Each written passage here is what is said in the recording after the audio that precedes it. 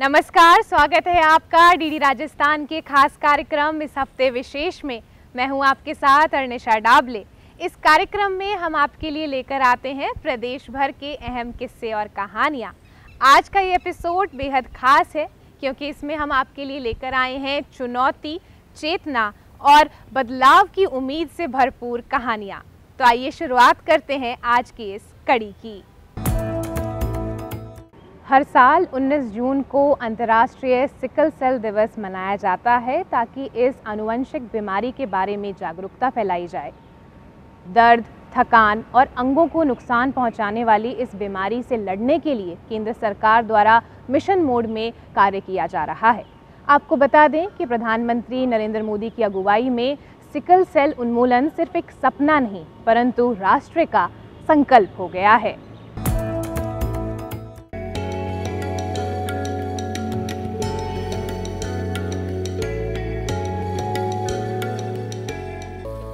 Sickle cell रोग के बारे में लोगों को जागरूक करने के उद्देश्य से हर साल 19 जून को अंतर्राष्ट्रीय सिकल सेल दिवस मनाया जाता है। सिकल सेल एनीमिया एक आनुवंशिक विकार है। यह न केवल एनीमिया का कारण बनता है बल्कि दर्द, विकास में कमी और फेफड़े, हृदय, गुर्दे, आंखें, हड्डियां और मस्तिष्क जैसे कई अंगों को प्रभावित करता है। सिकल सेल के उपचार के लिए एनएचएम के तहत स्वास्थ्य मंत्रालय ने साल 2016 में हीमोग्लोबिनोपैथी पर काम शुरू किया, जिसमें हीमोग्लोबिनोपैथी की रोकथाम और प्रबंधन पर व्यापक दिशा निर्देश जारी किए गए और सिकल सेल रोग की जांच और प्रबंधन के लिए सहायता राशि का प्रावधान किया गया। हर व्यक्ति स्क्रीनिंग अभियान से जुड़े, अपना कार्ड बनवाए, बीमारी की जांच कराए। इस जिम्मेदारी को लेने के लिए समाज खुद जितना आएगा उतना ही सिकल सेल एनीमिया से मुक्ति आसान होगी। राजस्थान की बात करें तो राजस्थान में, साउथ राजस्थान में ये बीमारी थोड़ी ज़्यादा प्रेवलेंट है और उसको देखते हुए साउथ राजस्थान में, जिसमें उदयपुर, चित्तौड़गढ़, बांसवाड़ा, ये वाले जो क्षेत्र हैं, इनमें सिकल सेल के लिए स्क्रीनिंग प्रोग्राम शुरू किया गया है, जिसमें 3 लेवल पर स्क्रीनिंग करी जा रही है। पहला है नियोनेटल स्क्रीनिंग, जिसमें जो नवजात बच्चे हैं उनमें ये इस के लिए टेस्ट करा जाता है। तो उसमें अभी तक के जितने बच्चे जिनमें जांच की गई है उनमें करीब 1.84% बच्चे इसके लिए पॉजिटिव पाए गए हैं। दूसरा, प्रेग्नेंट फीमेल्स में भी ये टेस्ट करा जा रहा है। जो प्रेग्नेंट फीमेल जो मेडिकल कॉलेज उदयपुर में दिखाने आती हैं तो उनमें ये टेस्ट करा जाता है। तो करीब 6% प्रेग्नेंट महिलाओं में ये सिकल सेल बीमारी देखने को मिली है। तीसरा, जो लोग सिकल सेल से संबंधित लक्षण लेके आते हैं, जैसे खून कम है, खून टूट रहा है, या फिर स्प्लीन रिग्रेस हो गई है, या फिर बार बार जिनको पेन क्राइसिस हो रहा है, सिकल सेल क्राइसिस हम बोलते हैं या वेजोक्लूसिव क्राइसिस बोलते हैं, ऐसे लक्षण हो रहे हैं, बार बार इन्फेक्शन हो रहा है, तो उन लोगों में करीब 28% लोगों में ये बीमारी पॉजिटिव मिली है। तो बीमारी गंभीर है लेकिन इसके ट्रीटमेंट ऑप्शंस अवेलेबल हैं। गवर्नमेंट ऑफ राजस्थान निःशुल्क इसका इलाज उपलब्ध कराती है। कुछ लोगों में ब्लड ट्रांसफ्यूजन की भी ज़रूरत पड़ती है, तो उनको देखते हुए सिकल सेल डायरी भी बनाने का प्रस्ताव रखा गया है, जिसमें इनसे पीड़ित बच्चों को हम दवाइयाँ देते हैं, जो दवाइयाँ निःशुल्क हमारे यहाँ पे उपलब्ध हैं, और टेस्ट जो करते हैं वो टेस्ट भी निःशुल्क उपलब्ध हैं। प्रधानमंत्री नरेंद्र मोदी के मार्गदर्शन में गुजरात और मध्य प्रदेश दोनों राज्यों में सिकल सेल एनीमिया उन्मूलन के लिए प्रोजेक्ट चलाए गए। इस मिशन को पूरे देश भर में लागू करने के लिए वर्ष 2023-24 के बजट में केंद्र सरकार ने राष्ट्रीय सिकल सेल एनीमिया उन्मूलन मिशन की घोषणा की। इसके बाद इस रोग की स्क्रीनिंग करके आम नागरिकों को जागरूक किया गया। प्रधानमंत्री नरेंद्र मोदी के 2047 तक के मिशन मोड में देश को सिकल सेल एनीमिया से मुक्ति दिलाना है। इसके रोकथाम के लिए स्वास्थ्य मंत्रालय लगातार काम कर रहा है। दूरदर्शन समाचार के लिए जयपुर से अमन शर्मा की रिपोर्ट।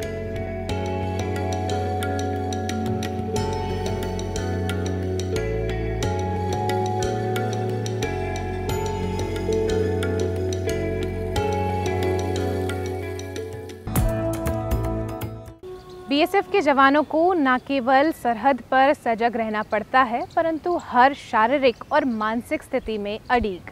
ऐसे में योग केवल एक अभ्यास नहीं, परंतु उनके लिए जीवन शैली बन चुका है।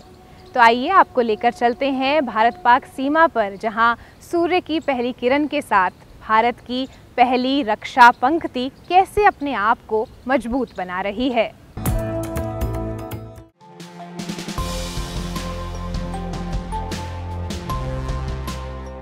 जब सूर्योदय के साथ डीडी न्यूज़ की टीम सरहद पर पहुंची तो सीमा सुरक्षा बल के जवान सरहद पर तैनात थे और पेट्रोलिंग कर रहे थे। भीषण गर्मी, उमस व धूल भरी आंधियों जैसे हालात भी बीएसएफ के जवानों के राष्ट्र प्रथम के जोश के आगे नतमस्तक नजर आए। ड्यूटी पर तैनात जवानों में यह ऊर्जा योग से आती है। बीएसएफ की महिला अधिकारी अनीता ने बताया कि विपरीत परिस्थितियों में हमारे जवान बॉर्डर पर ड्यूटी करते हैं। सजगता से ड्यूटी के लिए जवान का फिट रहना जरूरी है। फिटनेस एक्टिविटीज में योग भी महत्वपूर्ण है, क्योंकि योगा से कई तरह के रोग भी ठीक हो जाते हैं। जब स्वास्थ्य ठीक होगा तो हम अच्छे से ड्यूटी कर पाएंगे। जवान को सजगता से ड्यूटी करवाने के लिए हमें उसको फिट रखना बहुत जरूरी है, और फिट रखने के लिए हम विभिन्न प्रकार की एक्टिविटीज करवाते हैं, जिसमें योगा भी एक मेन अपना इम्पोर्टेंस रखता है। योगा से क्या है कि हम कम समय में हमारे जवान को और कम टाइम में, कम समय में और कम जगह में अच्छे से उसको फिजिकली फिट कर सकते हैं, मेंटली टफनेस उसमें ला सकते हैं। योगा से जैसे कई तरीके के रोग हैं वो भी ठीक हो जाते हैं। जैसे बोला जाता है स्वास्थ्य ही धन है, तो उसी तरीके से जब हमारा स्वास्थ्य ठीक रहेगा तो हम अपनी जो कर्तव्य है वो अच्छे से निभा सकते हैं। ड्यूटी के साथ साथ हम योगा करते हैं, जिससे हम फिजिकल व मेंटली फिट रहते हैं। इससे ड्यूटी भी अच्छी तरह से कर पाते हैं। जब भी ड्यूटी से वक्त मिलता है योगाभ्यास करते हैं। बीएसएफ द्वारा सुबह व शाम में 1-1 घंटे का योगा सेशन चलाया जाता है। ड्यूटी के दौरान हम अपने योगा करते हैं, जिससे हम अपने आप को फिजिकल फिटनेस रखते हैं, ताकि हमारा ड्यूटी करने में आराम रहता है और ठीक रहते हैं। और सुबह टाइम नहीं मिलता है तो हम शाम को करते हैं, ड्यूटी से जाने के बाद करते हैं, ताकि पूरे दिन के हमारे दिनचर्या में कोई प्रॉब्लम ना आए। और हम यहाँ पर गर्मी है, मौसम कैसा भी रहे, तो उसके लिए हम शरीर से ठीक रहते हैं। सरहद पर तारबंदी के पास पेट्रोलिंग कर रहे जवानों को छोड़ आगे बढ़े तो सरहद पर सुबह का योगाभ्यास सेशन जारी था। बीएसएफ के अधिकारी व सैकड़ों जवान एक साथ योग साधन में लीन नजर आए। योग प्रार्थना, चित्त एकाग्रता के लिए ध्यान योग, अनुलोम विलोम, सूर्य नमस्कार व ओम की ध्वनि के साथ भिन्न भिन्न योग कर रहे थे। बीएसएफ कमांडेंट पीएल सिंह ने बताया कि बीएसएफ की ड्यूटी हमेशा बॉर्डर पर मजबूती के साथ डटे रहना है। इसके लिए हर जवान को शारीरिक व मानसिक रूप से तंदुरुस्त रहना जरूरी है। शरीर को मानसिक संतुलन के लिए योग भारतीय संस्कृति की सबसे पुरानी पद्धति है। बीएसएफ की जो ड्यूटियां हैं वो हमेशा बॉर्डर पे डटे रहना है और बॉर्डर की सुरक्षा करना है, और उस ड्यूटी को बखूबी निभाने के लिए हर जवान को शारीरिक और मानसिक रूप से तंदुरुस्त रहना बहुत ज़रूरी है। योग एक मनुष्य के लिए बहुत ज़रूरी है, और ये हमारी संस्कृति में एक बहुत ही पुरानी पद्धति है। इसको हम हमेशा से प्रैक्टिस करते आ रहे हैं, और बीएसएफ में भी सुबह और शाम दोनों टाइम 1 घंटा सुबह और 1 घंटा शाम को योगा और पीटी का सेशन रखा हुआ है, ताकि एक जवान जो दिन भर अपनी ड्यूटी के दौरान फटीग से परेशान या फिजिकली थोड़ा जो उसको स्ट्रेस होता है, मेंटली स्ट्रेस होता है, उसको बस्ट करने के लिए, उसको कम करने के लिए और दोबारा से ऊर्जावान री-एनर्जाइज़ करने के लिए हमने ये सेशन रखा हुआ है। और योगा से जो है जवान को शारीरिक और मानसिक दोनों तरह का संतुलन बढ़ता है, जिससे जवान ऊर्जावान होता है और अपनी ड्यूटी दोबारा करने के लिए तैयार रहता है। परिस्थिति हर जगह टोटली डिफरेंट विषम परिस्थिति है। इस कठिन परिस्थिति में हमें फिट रहना, फिजिकली फिट रहना और मेंटली स्ट्रॉन्ग रहना जो बहुत ज़रूरी है, और उसमें ये योगा का काफ़ी योगदान है। जब से इस ट्रेडिशन को और इसको हमने रेगुलर प्रैक्टिस में डाला है, तब से मैं देखता हूँ जवानों का स्ट्रेस लेवल कम हुआ है। ठीक है, पहले भी फिजिकल ट्रेनिंग होती थी, हमारी पीटी होती थी, लेकिन योगा पहले हमारे रूटीन में शामिल नहीं था, अब शामिल है। मेंटल स्ट्रेस कम हुआ है लोगों का जो एकाग्रता वो बढ़ी है, अनुशासन पहले से बेटर हुआ है। प्रथम रक्षा पंक्ति बीएसएफ को प्रकृति का विजेता भी कहते हैं, क्योंकि वो हर तरह के मौसम में डटकर सरहदों की सुरक्षा करते हैं। तभी तो आप और हम चैन से घरों में सुरक्षित रह पाते हैं। बीएसएफ के डिप्टी कमांडेंट राजेंद्र कुमार कसेरा बताते हैं कि जब हम सीमा पर होते हैं तो देश चैन से सोता है।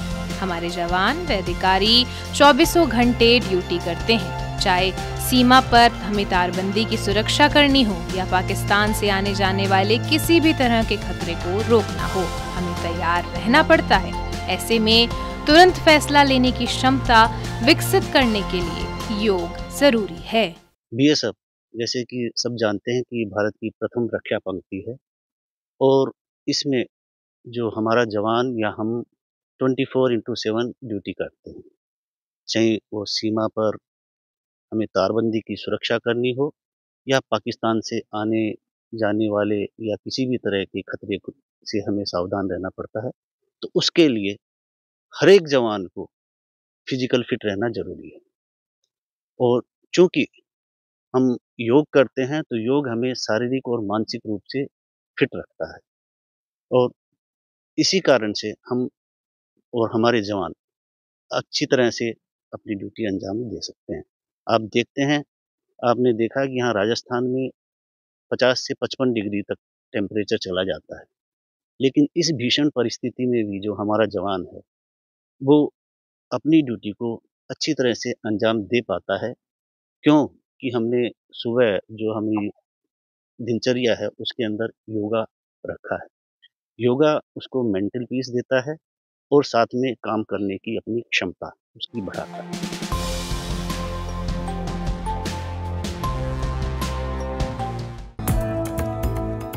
राजस्थान के डीग जिले के बहज गांव में एक ऐसा उत्खनन हुआ जिसने ब्रज क्षेत्र की धार्मिक मान्यताओं की पुष्टि करी और साथ ही भारत के प्राचीन सामाजिक और आर्थिक वैभव की परतें भी खोल दी। तो आइए आपको ले चलते हैं उस धरती की ओर जिसके हर कण में है इतिहास की सांस।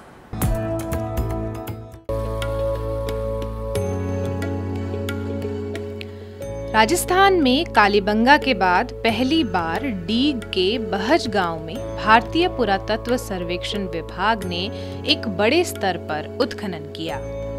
अधीक्षण पुरातत्वविद डॉक्टर विनय गुप्ता के निर्देशन में हुए इस उत्खनन में ब्रज भूमि की धार्मिक मान्यताओं को अब ठोस वैज्ञानिक प्रमाणों से जोड़ दिया है। उत्खनन के दौरान यहाँ एक विलुप्त नदी के निशान मिले हैं जो संभव यमुना या उसकी सहायक धारा रही होगी। साथ ही सबसे निचले स्तर पर गैरिग मृदभांड संस्कृति के मन के अर्धमूल्यवान पत्थरों के मोती और हड्डी के औजार मिले हैं जो इस क्षेत्र की प्राचीनता दर्शाते हैं। इन्हीं जमावों के ऊपर चित्रित धूसर मृदभांड संस्कृति की परत भी मिली जिसे कई पुरातत्वविद महाभारत काल से जोड़ते हैं। इस परत में एक मुद्रित मिट्टी की मुहर भी मिली है जो पूरे भारत में अपने तरह की एक लौती खोज है। पूरा कॉम्प्लेक्स है, जो सुंकाल हमारा है वो नंबर 10 की जो लेयर है उसके साथ एसोसिएटेड है। बाकी हम जो ऊपर देखें नंबर 9 तक हमें पूरा एक कुषाण काल का एक डिपॉजिट दिखता है। उसमें भी हमें पकी हुई ईंटों के काफ़ी सारे स्ट्रक्चरल एविडेंस हमें मिले हैं जो कि हमें पूरी साइड से हमें मिलते हैं। एक दीवार है पकी हुई ईंटों की, यहाँ पे हम जो ये चीज़ हम इधर देख रहे हैं कि ये जो दीवार है पहले शोंग काल के लोगों ने बनाई है, बाद में यही दीवार कुषाण काल में भी इसको एक तरीके रिपेयर करके बाद में यूज करा गया है। क्योंकि हम ये ईंटें देखें तो ये ईंटों का जो साइज़ है वो अलग है जो हमें पूरे रीजन में शोंग काल से मिलता है। बाकी ऊपर की जो ईंटें इनका जो साइज़ है वो अलग है जो कुषाण काल का है। इधर हमें एक बीच में जो रिपेयर करके इन्होंने मिट्टी से मड ब्रिक से जो रिपेयर किया है उसके भी हमें साक्ष्य यहाँ पे दिख रहे हैं। हमें इसी साइट पर शेल के डेब्रिस और उसके वेरियस जो प्रोडक्ट है वो हमें मिले हैं। शेल के बैंगल्स, शेल के बीड्स और शेल के माइक्रो बीड्स वगैरह भी, और एमलेट भी हमें शेल के यहाँ से मिले हैं। ये शुंग और कुषाण पीरियड में एक बड़ी इंडस्ट्रियल एक्टिविटी को प्रदर्शित करता है कि यहीं एक रॉ मटेरियल मिलना और यहीं से हमें फिनिश प्रोडक्ट और उसका इंडस्ट्रियल डेब्रिस मिलना यह दिखाता है कि शुंग पीरियड में यहाँ शेल से प्रोडक्ट बनाने की एक काफ़ी अच्छी इंडस्ट्रियल एक्टिविटी रही होगी। शुंग पीरियड में काफ़ी अच्छे टेराकोटा मिले हैं जिनमें अच्छे मदर गॉडेस, और ये जो आप देख पा रहे हैं ये अश्विनी कुमार हैं, क्योंकि जो बहुत से मंदिरों में काफ़ी लेट फेज में इनका डिपिक्शन हमें देखने को मिलता है मूर्तियों में, बट प्रारंभिक तौर में यह पहली बार टेराकोटा में हमें यहाँ इस साइड से प्राप्त हुए हैं। उत्खनन में यज्ञ कुंडों में अर्पित तांबे और चांदी के पंचमार्क सिक्के मिले हैं। इसके साथ साथ रिंगवेल, भवन निर्माण के प्रमाण और नगर नियोजन की झलक भी दिखती है। टिले के ऊपरी हिस्सों में शुंग कुषाण काल की कार्यशालाएं मिली, जहां हड्डी और अर्धमूल्यवान पत्थरों से मनके, सुई, कंघे और औजार बनाए जाते थे। साथ ही टेराकोटा व पत्थर की देवी देवताओं की मूर्तियां भी यहाँ से मिली हैं। हमें यहाँ से बेसिकली चावल के, गेहूं के, जो उसके अलावा मूंग और बेर के, इनके बीजों के अवशेष मिले हैं। ये एक रिंगवेल मिला है जो पीजीडब्ल्यू लेवल के ऊपर मिला है। पीजीडब्ल्यू लेवल से ये शुरू हुआ है और ये नीचे वाटर लेवल तक ज़्यादा जा रहा है। इसको उस टाइम पे वो लोग पानी यूज करने के लिए अपने कुएं के रूप में यूज में लेते थे। लोवेस्ट ओसीपी लेवल, उसके ठीक नीचे हमें एक कैलक्रेट का बहुत बड़ा डिपॉजिट मिला है, जिसको हम मान के चल रहे हैं कि यहाँ पे हो सकता है कि एक सूखापन का बहुत सालों तक सूखापन रहा है, इस वजह से यहाँ पे कैलक्रेट में बदल गया। इसके नीचे हमें रेत का एक और ज़्यादा डिपॉजिट मिल रहा है। उसके ठीक नीचे यहाँ पे हमें कुछ चैनल्स मिले हैं, जो पेलो चैनल्स कह सकते हैं, नदी का अवशेष के, ये हमें कुछ लग रहा है। धार्मिक मान्यताओं के अनुसार बहज गांव को भगवान श्री कृष्ण के नाती व्रजनाभ का गांव माना जाता है। ब्रज की 84 कोस परिक्रमा का हिस्सा होने के साथ ही यह क्षेत्र कृष्ण गमन पथ योजना से भी अब जुड़ सकता है। उत्खनन में शिव, सूर्य व मार्त देवियों की पूजा के प्रमाण भी मिले हैं। यहाँ ब्राह्मी और खरोष्टी लिपियों में मुद्राएं भी मिली हैं, जो व्यापार और प्रशासन के संगठित ढांचे को उजागर करती हैं। यानी धार्मिक नगरी के साथ साथ यह एक उन्नत व्यापारिक नगर भी था। ये समय बद्रीनाथ का वो है कुंड, रेवती माँ का कुंड है। ये रेवती माँ का यहाँ रहने वाली सब 84 कोस में आपने। मैंने ऐसा अपने बुजुर्गों से सुना है, हमारे लोग कहते हैं, ऐसी किंवदंती है, ऐसी मान्यता है लोगों की कि ये बद्रीनाथ का किला था, जो भगवान श्री कृष्ण के प्रपौत्र थे। उन्होंने यहाँ पर कभी एक राक्षस क्षेत्र हुआ करता था, तो उन्होंने यहाँ पर आकर राक्षसों का संहार किया, फिर अपना राज्य विस्तारित किया। राज्य विस्तारित के बारे में ऐसा लोग कहते हैं कि यहाँ पर भगवान श्री कृष्ण के प्रपौत्र का एक बड़ा विशाल भव्य मंदिर है, जो इस माउंट के अंदर ही बताया जाता है।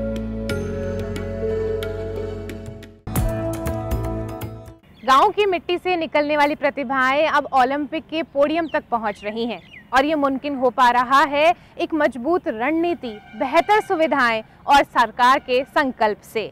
तो आइए आपको लेकर चलते हैं खेलों की उस दुनिया में और बताते हैं किस तरह टारगेट ओलंपिक पोडियम स्कीम और खेलो इंडिया जैसे अभियान भारत के खेलों को नई उड़ान दे रहे हैं।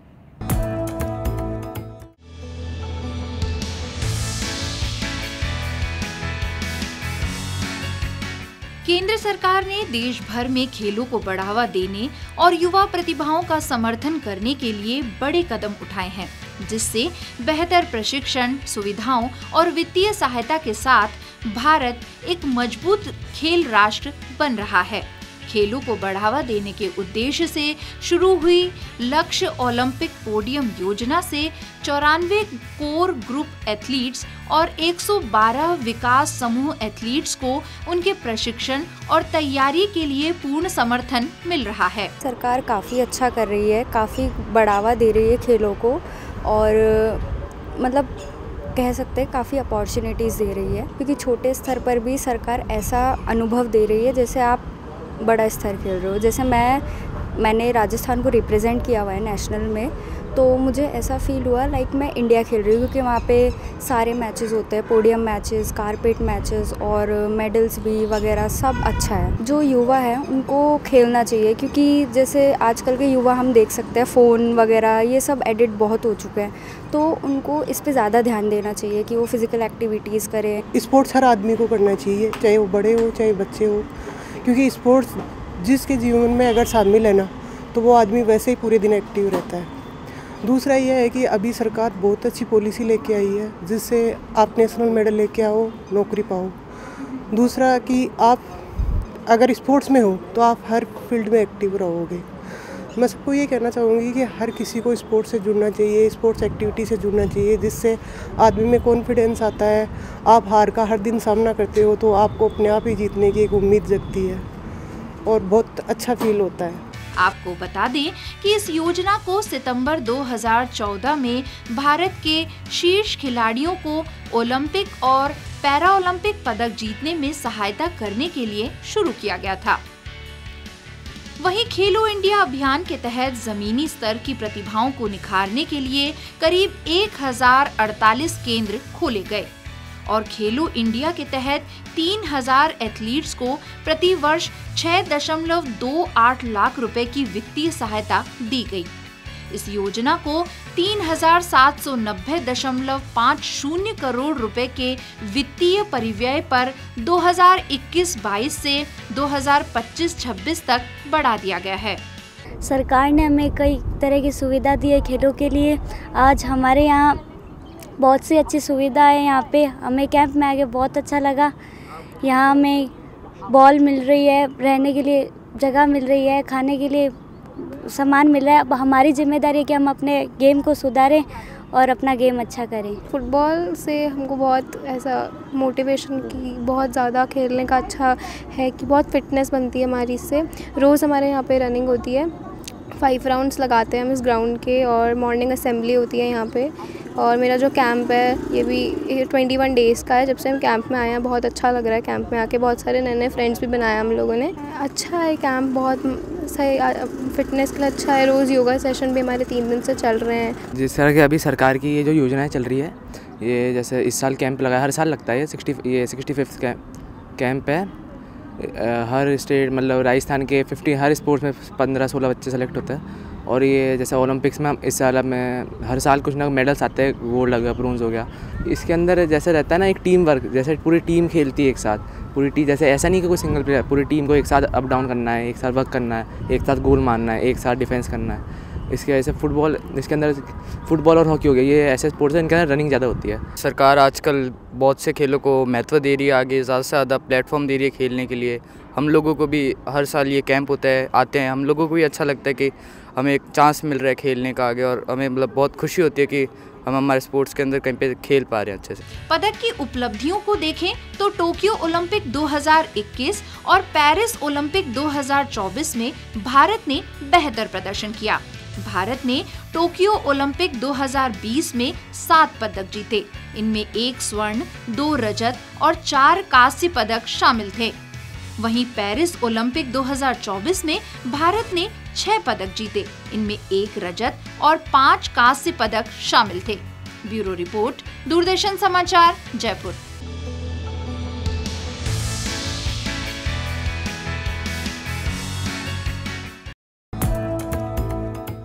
जब बालमन की कल्पनाएं रंगमंच पर आती हैं तो हर दृश्य बोल उठता है, हर संवाद गूंज बन जाता है। जयपुर के जवाहर कला केंद्र में जूनियर समर कैंप के थिएटर समापन समारोह में 9 नाटक देखने को मिले, जिसमें कल्पना, व्यंग, सामाजिक संदेश, तकनीक से लेकर पेड़ों के दर्द तक को बच्चों ने अपने नज़रिए से बताया। तो आइए आपको ले चलते हैं उस रंगमंच पर जहां बच्चों की प्रतिभाएं उभर कर आई।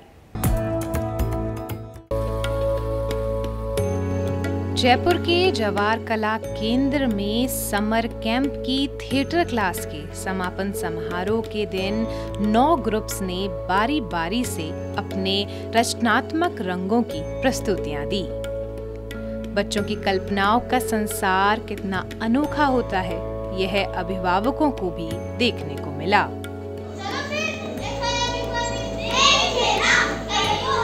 सबसे पहले शटर बॉक्स की इरेजर की खातिरदारी नाटक पेश किया गया।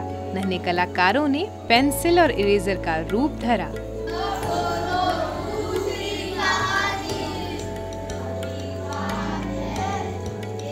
उसके बाद कॉपीराइट ग्रुप के बच्चों ने चेहरे का झमेला नाटक में अंधविश्वास पर कटाक्ष किया।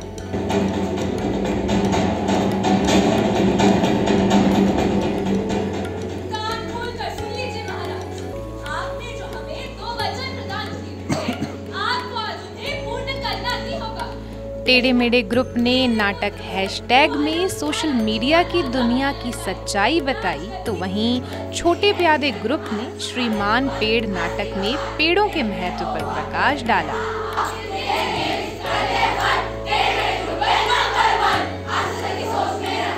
करेक्शन टेप ग्रुप ने नाटक 1+1=2 में नियमों के महत्व को बताया। सर आप पहले एडवांस दीजिए, फिर आपकी प्रिंटिंग करेंगे। हाँ, फोन रखिए। मीठे करेले ग्रुप ने AI वर्सेस AI नाटक में बताया कि किस तरह इंडियन इंटेलिजेंस के आधार पर दुनिया में आर्टिफिशियल इंटेलिजेंस ने जन्म लिया।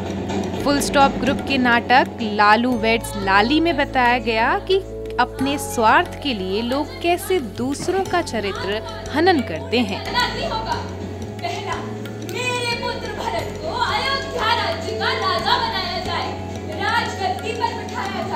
आपातकालीन ग्रुप ने नाटक बेचैन किताबों में आधुनिक दौर में किताबों की अनदेखी से उपजे हालातों को दर्शाया।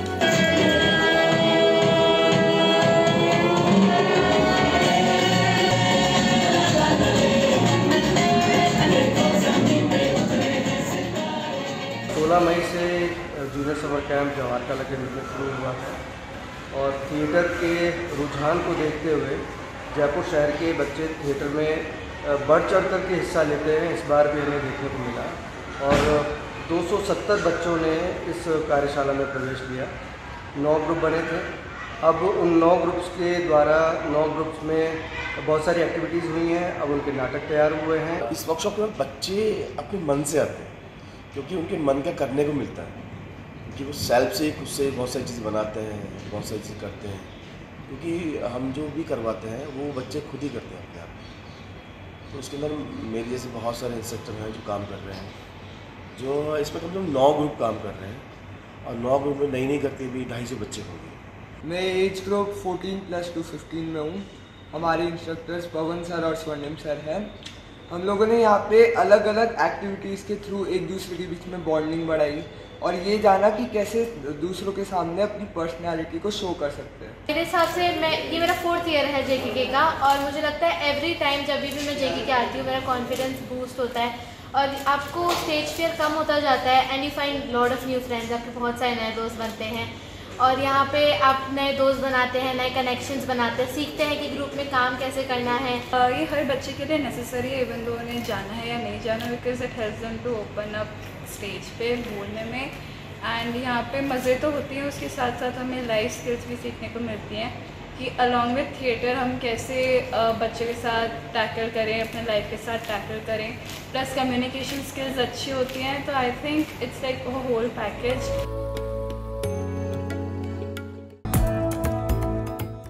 चाहे सरकार की सिकल सेल से लड़ने की योजना हो या ओलंपिक तक पहुंचने की बच्चों की दृढ़ संकल्प, हर पहल में दिखा एक नया भारत जो जागरूक है और अपनी जड़ों से जुड़ते हुए आगे बढ़ने को तैयार है। अगले हफ्ते आपसे फिर मुलाकात होगी नई कहानियों के साथ। तब तक के लिए मुझे दीजिए इजाज़त। नमस्कार।